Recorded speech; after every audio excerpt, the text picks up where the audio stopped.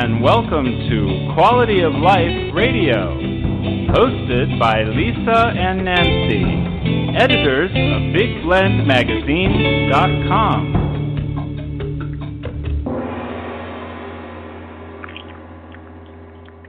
Award-winning author and journalist Jane-Mersky-Leder is joining us on Big Blend Radio's Quality of Life show today to discuss the revised and updated second edition of her book. It's called Dead Serious: Breaking the Cycle of Teen Suicide. Jane published one of the first books for teens about suicide and depression, and now for the first time in 30 years, she released a completely revised edition that has new chapters on bullying, LGBTQ teens, and suicide prevention programs, and also reflects today's cultural, technological, and social landscape in a world that is constantly changing. It is indeed. This is such a timely book, and I think it has been timely for years, but now as you watch what's going on in the news and across our country and around the world, I think this is even more important. Her book, Dead Serious, is available as an ebook and paperback on Amazon, Kobo, Barnes & Noble, and all other major online book sites. You can also go to Jane's website. It's janeleder.net, and that's L-E-D-E-R, janeleder.net. And we're also excited to have education expert bobbi-deporter back on, sitting in with this on this conversation. She is the co-founder of Supercamp and president of Quantum Learning Network. Welcome, Jane. How are you? I'm very well, thank you. Thanks for having me. I appreciate it. Thank you, and welcome back, Bobbi. How are you doing? I'm doing great, thanks. You know, I think Jane, and I know Bobbi will confer with this as well, Nancy, that it's so timely right now to get something out there that not only adults can grab their hands on and get some information, but for teens to be able to read and have it in a language that they can actually bite into and understand, and take it being the way you've written Dead Serious. It's like you're talking with them and giving them responsibility, basically, responsibility in that you're talking to them as adults and that they feel like they can do something. You're giving them empowerment with this. That was my intention. That was my intention 30 years ago, too, because at that time there were very few books about teen suicide, and I don't think there were any that were written directly for teens, and I thought that it was important, and it worked the first time, meaning that it got into the hands of a lot of people, some of whom I'm sure desperately needed this kind of self-help and advice. And why change something that was workable in the first place? And because I had the opportunity to speak to a lot of teens, my son is no longer a teen, but doing multiple interviews this time around, I think I was able to capture their stories and their voice, and I think that's going to make this an attention grabber and something that kids will be able to relate to. I really appreciate you writing about this. I know it wasn't that long ago that we reunited with some friends of ours. Nancy and I lived in South Africa for many years. And, you know, a very, very close friend of mine, he was like my brother growing up. The day we reunited with friends, I mean, in South Africa, everybody left and everybody kind of lost touch, and people moved around a lot back in the mid-'90s. And finally we found him, and unfortunately the day we reunited was also happened to be the day that my friend took his life. And he's my age, which he's in his early 40s, and none of us can even understand why. He was such a talented individual, sweet, fun, and it's just so hard to understand when the youth do take their lives. And I think sometimes we feel like, oh, they'll get past it, and I think that's something that you really cover too, is just like they may have an episode, someone may have an episode of saying, I'm going to, commit suicide. I actually had a friend who did that, and then later had to go through a series of things because you think, oh, I'm fine now. But there's always that warning light that should be there, that it's possible at any time, no matter if their mood is swinging up or low. Well, first of all, your very sad story about your friend is one that I hear over and over and over again. It's either a friend, it's a neighbor, it's a friend of a friend. I don't think I've spoken to anybody in the last year who does not know of someone who took his or her own life. It's a very, very sad, sad statement.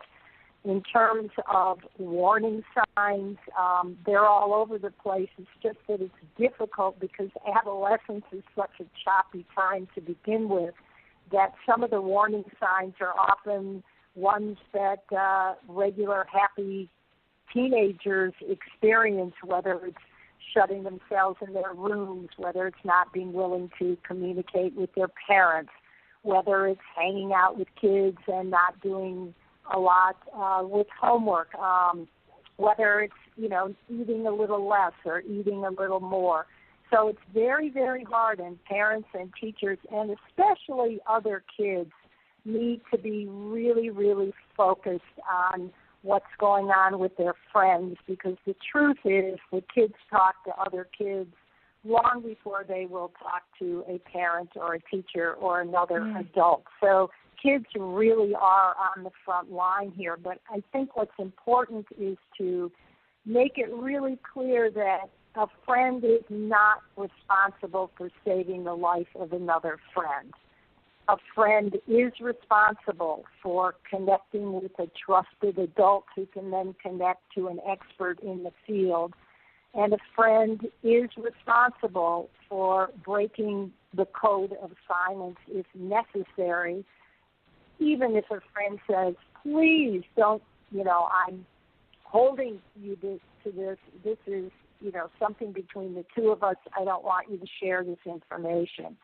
But it is important for teens, for people like you and me to understand that it's not our job to save somebody. We don't have the ability to do that. We don't have the training to do that. But it is crucial to identify an adult, whether it's the science teacher, whether it's a clergy person, and then that person needs to then serve as the connection to somebody who is an expert in the field. Absolutely.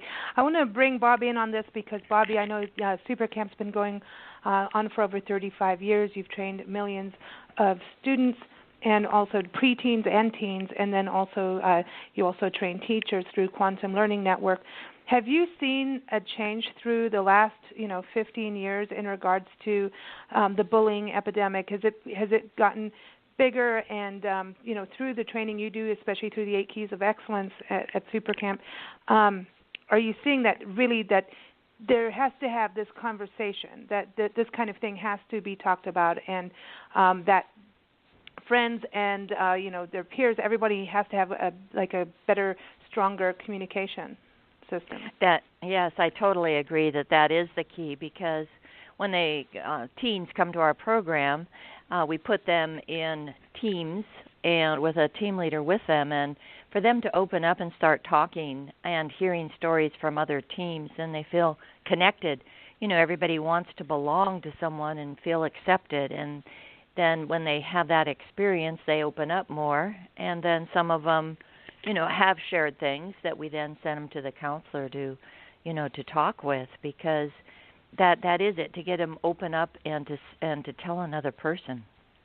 I think that's the only way, is from one human to connect to the other one, to be.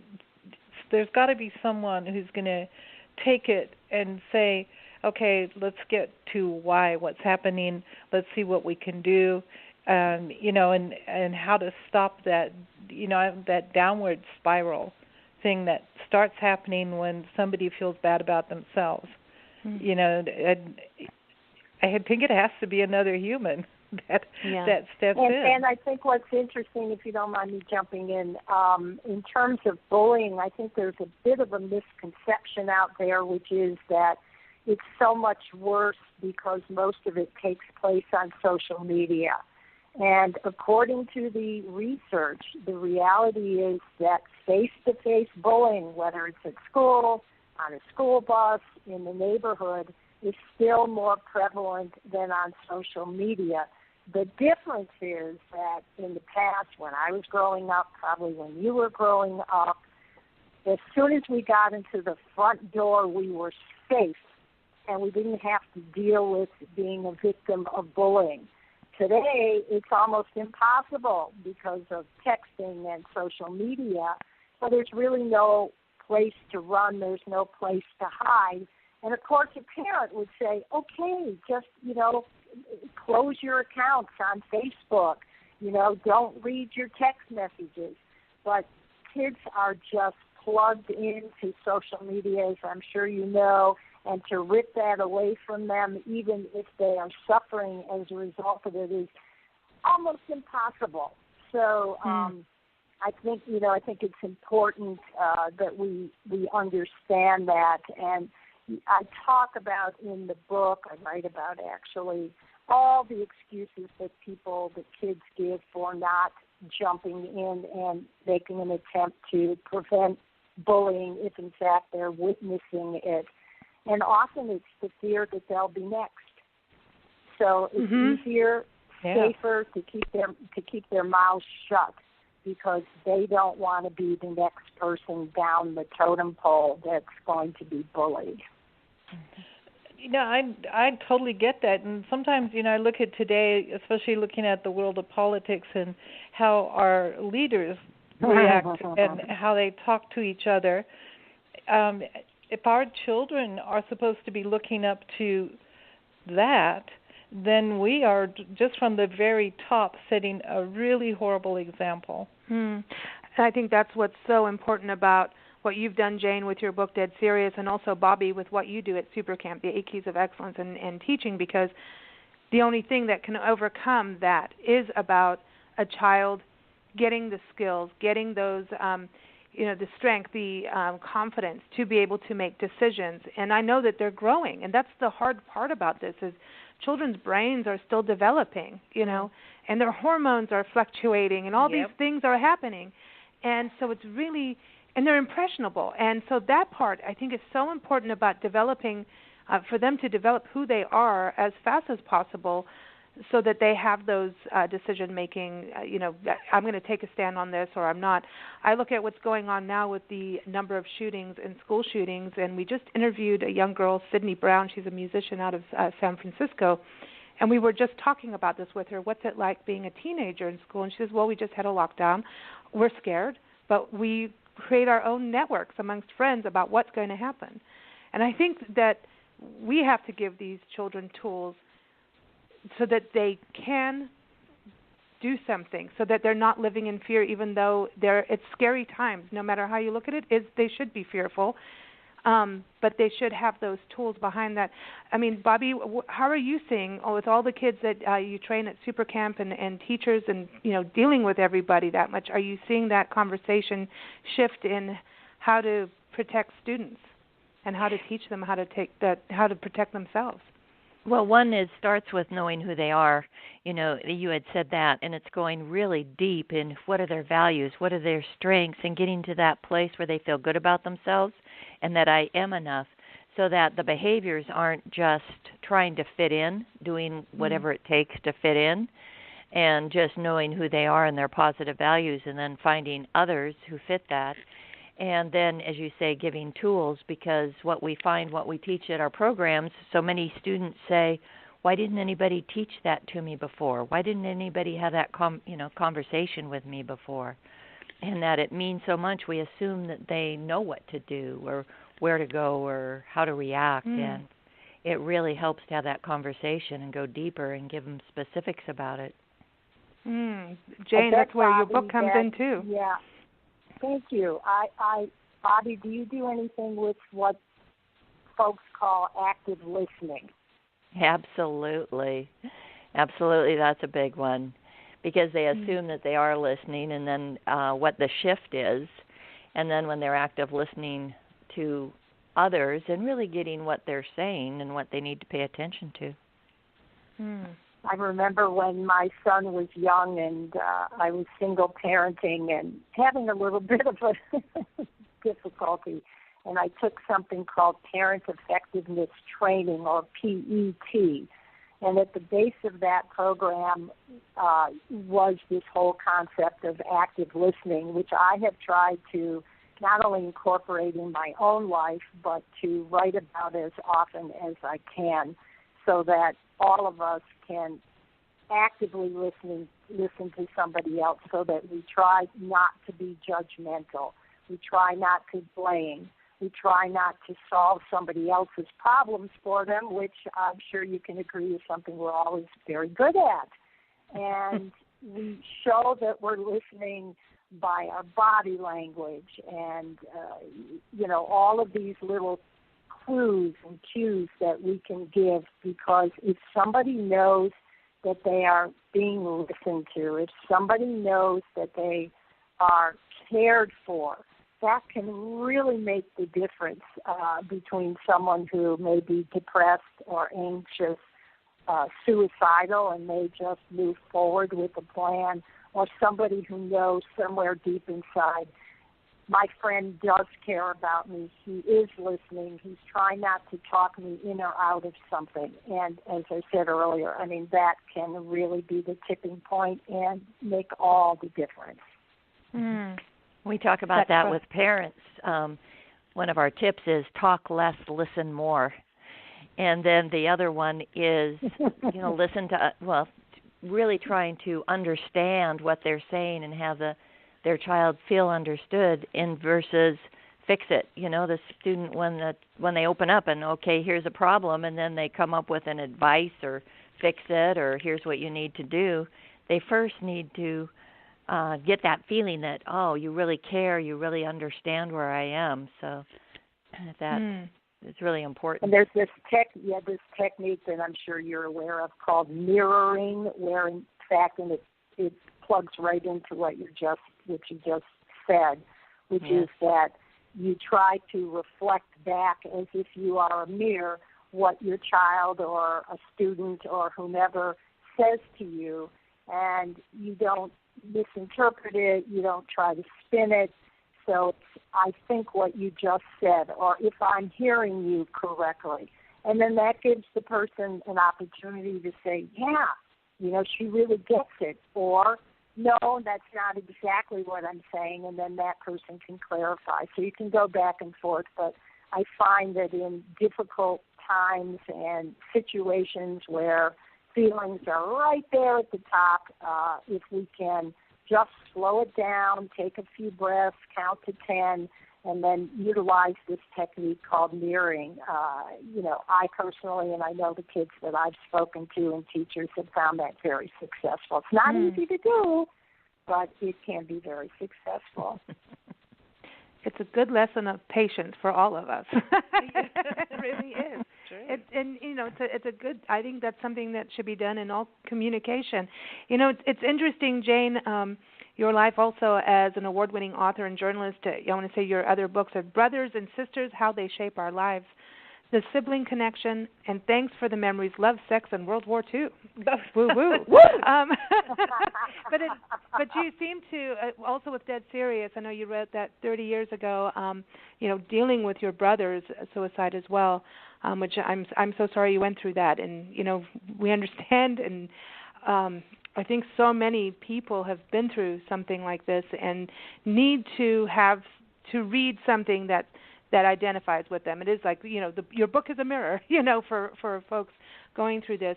But it's very interesting how your career seems to be in the world of communication and understanding people. Do you think that came from, the connection with your brother, or is that something that's always been at the forefront for you? Well, you're very astute. You get a gold star. I'm mirroring, man. I'm mirroring. Well, here's what happened. I wrote the first edition of Dead Serious some 30 years ago. It was much closer to the suicide of my brother. It was cathartic for me. It was a way in which I could get or begin to get some idea of possibly why this has happened and what I could do about it, and my reactions of sadness and anger and guilt, and how those are common reactions that are shared by everyone. But when I finished writing that, I thought I'd put the whole subject to bed. I put it neatly into my back pocket and was ready to move on to something else. And, of course, what did I move on to? I moved on to a book about siblings and brothers and sisters. So, as you expressed, I was continuing to investigate communication, what we do right, what we do wrong, and, beyond that, revisiting the whole situation, and in this time taking a look at my own life and my own relationships with my brother and another brother and my sister, and trying to better understand what went on in our family, and then to expand that and take a look at what might go on between brothers and sisters and other families as well. Mm-hmm. So, yes, I'm all about relationships and about communication. I like that. I think it's important in this day of age. People feel they're separated, yet we're more connected in a way with social media, and then sometimes that takes away from the actual connectivity. There's it's almost like fake community. Communicating, but it's not, because we are able to reach out, and I think we're in this time of redefining communication in a way. Wouldn't you think, Jane? Well, the world of technology and of social media, etc., is a double-edged sword, right? On the one hand, it's great. We can talk to and contact and gather information in ways that we never could before. On the other hand, I don't know how many times you've gone out to dinner, for example, and you're sitting at a restaurant and you look at the people around you and everybody's on their cell phones. And I'm asking myself then, why are you guys together? Why did you make this effort to go out together when there's absolutely no face-to-face communication? And I'm older, and yes, I use a cell phone and I text and do all that stuff. But when I'm in a social circumstance, I'm interested in communication and looking at people and talking to them. So, as I said, technology is wonderful, it's terrific. On the other hand, it's not so great. So, and I think in terms of, teens, it's very easy to feel anonymous in a way, because you're on this machine and you're not dealing with somebody one-on-one in person. And it allows teenagers to say and do things that they would never think of doing or saying in real life. It gives them kind of what's the word I'm looking for? It's a protection, if you will, or a curtain. And that's one of the reasons why some of these kids are not particularly nice to other people, why they get themselves into groups and conversations about subjects that, are way beyond them or beyond their maturity levels. So, I love social media. I love the Internet. On the other hand, I sure as heck wish people would put their phones down and talk to each other in person. I think that, when I look at the social media thing, if I was raising a child, I'd probably be paranoid about it, because you really don't know who you might be talking to, and you might think you're talking to another person your age, and you're not really. I think there's a real danger in social media if there aren't any really good parental guidance and control. Yeah, Bobbi, what happens? I know at Super Camp you take their phones away for a little bit, right? Yay. Is that something that happens there? Because, there are tools there, but just like I think what Jane was saying too, it's that curtain. And then all of a sudden when the kids are all together in reality, that's when suddenly you have to almost man up and do what you just said, and that's where some very dramatic and deadly things can happen. And so people can create who they are on the Internet. They can create, I'm not dealing with depression, or I am, and it can be totally opposite. So I think it's about that empowerment that doesn't it go back to teaching, Bobbi, at the end of the day, is like it goes right back to the conversation of knowing who you are and understanding social media and learning what's above or below the line. I know you love to teach kids about that.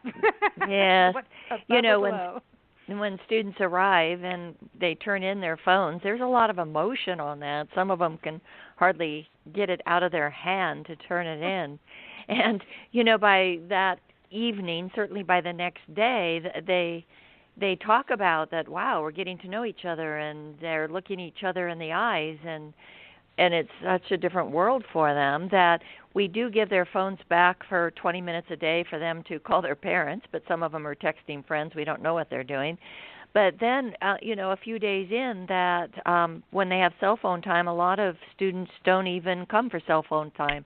They stay with the activity and what's going on with their friends. Or we hear from parents, I haven't heard from my child. And it's like the student says, you know, I'm busy, I'm doing things, you know, and that's a whole new world for them. But we also do talk to them about appropriate use of technology, you know, why we have them there and they're off of it for a few days. Then we can have those conversations about the impact of it and appropriate use. Jane, with social media, isn't what kids are saying on there, doesn't that sometimes give us clues into something bad is going to happen? You know, gives us a warning sign, what they're saying, whether or not it's true. I'm sorry, I didn't mean to interrupt. Go ahead. Go ahead. What I was going to say is that whether it's on social media or in person, that most people who are suicidal, thinking about suicide, severely depressed, suffering from anxiety, depression, do give warning signs. They do let people know that they are hurting and that they might do something in terms of harming themselves. The problem is, or the sad fact is, that many of us, particularly teens, often laugh that stuff off. They think, come on, you're just looking for attention. You're not really thinking about taking your own life. You're not really depressed. You know, you're just bummed out a little bit because you just broke up with your girlfriend or your boyfriend, or you didn't do well on that test. And it's so common, and I've heard stories over and over and over again about these missed opportunities, because instead of taking kids seriously, they think it's a joke. They think it's looking for attention, when in fact it is looking for help, it's reaching out, it's looking for, as we go back to that subject, it's looking for someone to listen and to take them seriously. So we should never just laugh off someone who says, I'm thinking about killing myself. Even though a lot of us say that on occasion just because we're upset, I usually say to somebody, do you have a plan? And if someone says yes and they're able to describe what it is they would do, then I know things are serious. And, you know, I would immediately from that point seek professional help. What about also the LGBTQ community coming out or hiding it, because that also, both sides will create anxiety, depression, and maybe they're not being accepted at home as well, because there's, you know, what's going on at school versus at home could be two different things. And there could be, you know, physical abuse, there could be sexual abuse, there could be bullying even at home. People don't always know what's going on behind closed doors. So are there warning signs from that? You know, I just look especially at the LGBTQ community, because I think that so many suicides are coming from that, from trying to be who you are and getting bullied for it, regardless whether it's school or at home. Absolutely. LGBTQ teens are 4 times as likely to attempt suicide. You know, the figures are staggering, and you were absolutely correct when you talked about non-acceptance within the family. And in some of the newer studies and surveys of LGBTQ teens, the number one issue that they mention is not being accepted by their family. And yes, the number or the percentage of LGBTQ teens that are homeless is significantly higher than straight kids. But it's not because they just say, oh, all right, I'm cool, I can, I don't want to be with my parents, I'm independent. It's not that at all. It's often that they've been kicked out of the house and that they have nowhere to live, or that they are shuffled around from, foster care from one home to another or from one facility to another. And yes, the incidence of drug and alcohol abuse is higher. I mean, all of the problems, prostitution, sexually transmitted diseases, AIDS, the whole shebang. But it's not because these kids are bad. It's not because, they're trying to survive. They're trying to do anything they can. So just imagine all of the struggles that we all have during adolescence, and then pile on top of that the issue of gender and sexual identity. And it's tough. It's really, really tough. But what I was most impressed by, I think, was how resilient these kids are, and how with support and foundations and their own chat rooms and their own suicide hotlines that are dedicated specifically to kids who are exploring their sexual and gender identity, that most of them, as this one foundation says, understand that it does get better.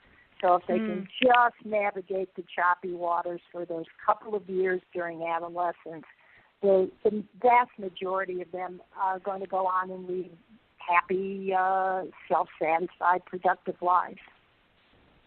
I just think I feel really, really, sorry for these kids, because I think it's overwhelming, and all they're trying to do is be who they actually are. And sometimes you get the whole block of religion thrown at you. And, a lot of times I think the parents are probably more guilty of treating their children badly than kids around them. I've seen kids be very supportive of other kids, regardless of whether they're gay, straight, or whatever, and it's color, and then you see the parents being the ones who are non-accepting, and it's really hard to understand. Yeah. I struggle to understand that, but I always think about nature, where the perceived weakest one is the one all the others pick on, and I always felt like we were supposed to be better than that. Yeah. All if it were so. I think about the core and what we have too, because I think about to my grandmother and her mindsets, and then I think about my parents and their mindsets, and there were so many shifts for that. And then to me and my children and my grandchildren, and some of it, you'd mentioned religion, there we were taught some things, and my grandmother, and so I have a very open, accepting, inclusive, how can I support you mindset, and deep down cores, it's like, shifting from what my grandmother told me, and so then it's like I'm really accepting now, and just can somebody understand that there is some type of core to get over from generations ago, and that beautiful shifts have happened, and that's a disconnect in some ways, where something will pop up and it's like, I am so accepting now, and in my childhood this is something that was drilled into me, and I'm beyond it, and just it's there, that's all. You can get beyond it, but you can't change what happened to you when you were a child. Yeah, you can't, and that's the thing, and I think that's the hardest thing, and I think it's important that kids know that no matter what, you're not to blame. You are the innocent, and you are able to take control of your life from day one, as best as you can as you develop and grow. And I think that's what's so important about what you're both doing, is empowering the youth, because they're the ones who have to move forward. I look at also kids that end up in foster homes and end up within the system. The only thing that gets them through is learning survival instincts and having, learning to, and it's hard. That situation is so difficult on kids, And I go it really is. But there's this flame inside, and to have the education and to have anything that can empower them to take that one step forward instead of that one where it could become deadly for them. I think that is so important. That's what I think. Yes, there's things that have been horrific in human history, no matter where we are in the world. And it's true. You've got to make that shift and make those changes. And you've got to think about, well, probably your grandparents went through way worse than what we think. And they have their viewpoints, and maybe their viewpoints are their only comfort zone, But I think the education of the children so that they can take control of their lives and their reactions to things is so crucial.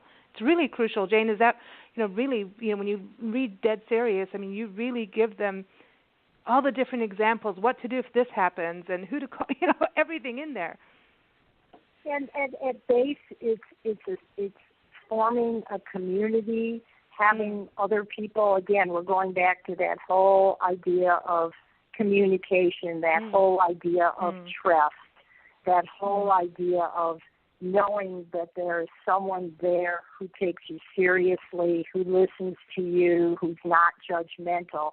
And look what's happening in our society. Look how quickly all of a sudden things have occurred vis-a-vis the LGBTQ community and, marriage equality and work equality and all the issues that are going on right now with transgenders. And look at politicians who are running and winning and, who are openly gay or openly transgender. I see this segment of our society is very uplifting, very promising. The bullying issue, for example, as you mentioned, when I don't want to get political, but I don't think it would offend anybody to say that our current president has often been referred to as the bully in chief. And as you mentioned much earlier, when you have that at the top as an example, it makes it really tough. So it's up to the rest of us to be good examples and to show how we can care for one another and hopefully do whatever it is that we need to do so that someone we know, someone we love, will not take that jump and go over the abyss.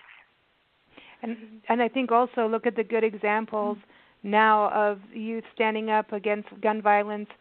Whether you agree with them or not, the community that they have created is so amazing. And, you hear so much against millennials and the younger generation underneath them, and I don't know what the name is. What is that?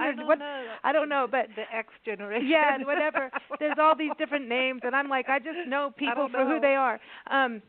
But yeah, the youth now, just like when we were talking to Sydney Brown, this young girl, here she is, her first single out is raising funds.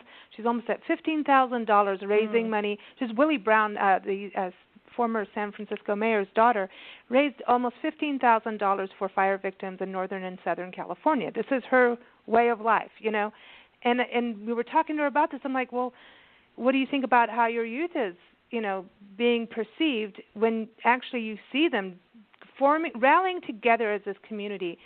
And sometimes you hear all this negative, kids are just, attached to their phones. But I actually see these youth as being incredibly smart, working smart, not hard kind of people, like who really understand what has happened in the past, that they're taking the knowledge. And once you give them knowledge, they thrive. It's like giving, the Gremlin movie, when you pour a little water, then all these gremlins pop out. That's how I feel about the teenagers that are, in society that have a little bit of empowerment through education and are listened to, are heard, that they do thrive. Bobbi, wouldn't you say that? Look at the kids right now going up and standing up for what they believe in, standing up for protection. And again, whether or not you agree with them, they're doing something, and they're doing it in a very polite way. Yes, and, one thing, a good percentage of the youth are very accepting. When you were talking about the LGBTQ and just gender awareness, so many of the teens, it's just, I like people. I love people. And just open and supportive and inclusive. So you see that so much for, I would think, the majority of the youth, and for them to, look at things that need to be done and step up is a beautiful thing. And more of that happening. Really incredible. Like they feel like they're empowered, that they have a voice. They have a voice, and they come together for that voice, to make change. And they may be experiencing what my generation experienced, and now I'm going to date myself, but in the 60s. It was such a heady time for young people. We really felt, in all honesty, that we could change the world. And it brought so many people together. It gave us so much. We were so optimistic about the future. We felt empowered, and unfortunately some of that didn't work out. But I have a sense that this particular generation, as you said, watching and listening to these teenagers from the disaster a few weeks ago in Florida and seeing what they had done, and because they're so savvy in the use of social media, look what they're able to accomplish. I think there's going to be a march, if they're not, coming up shortly. An anti-gun violence march. Probably anti-arming teachers march. Oh my! I mean, I just the answer is not more guns. I am convinced of. So. We'll see. But at this particular moment, the young people that I've heard and seen interviewed about this situation have been articulate, they've been forthright, they're knowledgeable, they have their facts together, and I, in the bottom of my gut, am optimistic.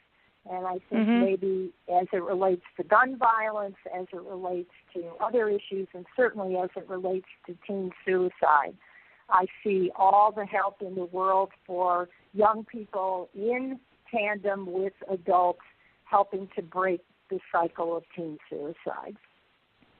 I do too. I do. Go ahead, Bobbi.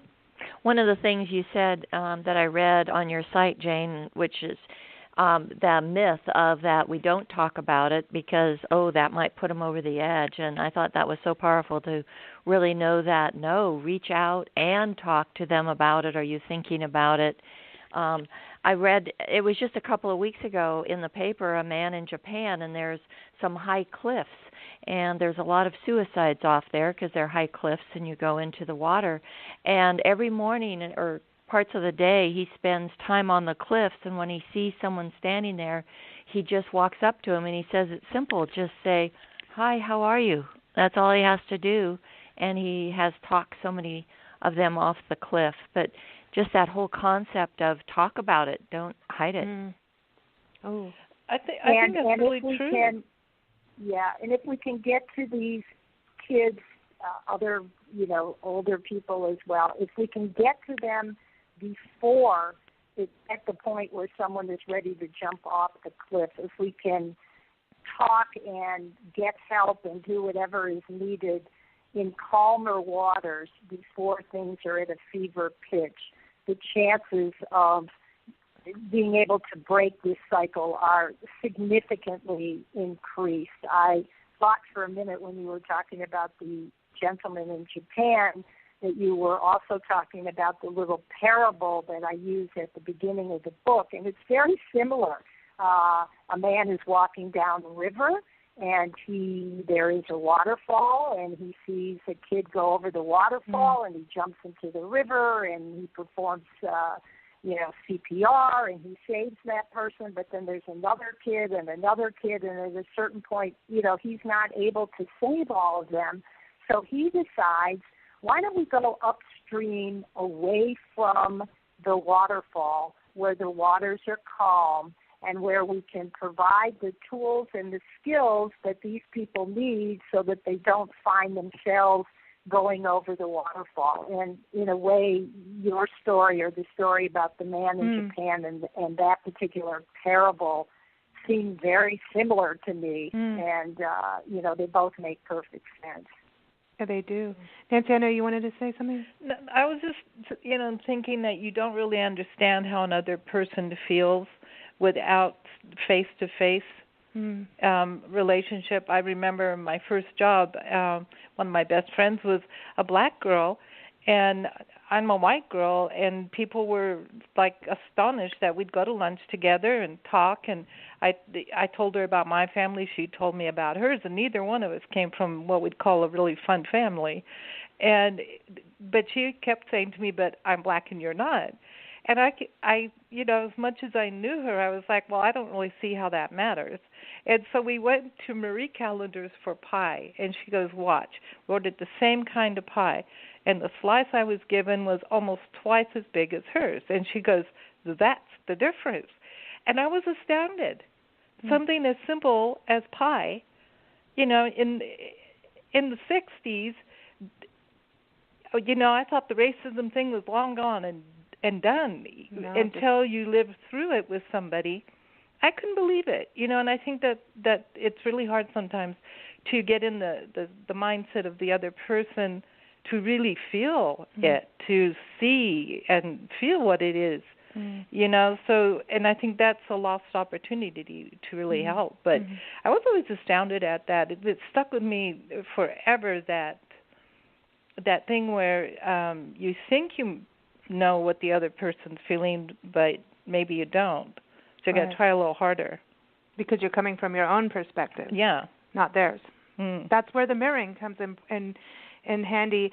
Jane, we really appreciate you joining us on the show, and Bobbi as well. Thank you for being here and being part of this conversation. I think it's very necessary. I think you both have amazing tools to help everyone understand and to help teens and preteens be empowered to make those decisions and get those communication skills that are so needed. Again, Jane's book is Dead Serious, Breaking the Cycle of Teen Suicide, again by Jane-Mersky-Leder. And you can go to her website, janeleder.net, and that's L-E-D-E-R, janeleder.net. She's on Instagram at Dead Serious Books. She's on Twitter at Jane M. Leder, and on Facebook as well. And, of course, her book's available in ebook and paperback on Amazon, Kobo, Barnes & Noble, all major bookstores online. So thank you so much for joining us, Jane. It's been a wonderful chat. I really appreciate you having me. Have a great day. You too. Thank you, Bobbi. Thank you. Take care, ladies. Bye-bye. Bye.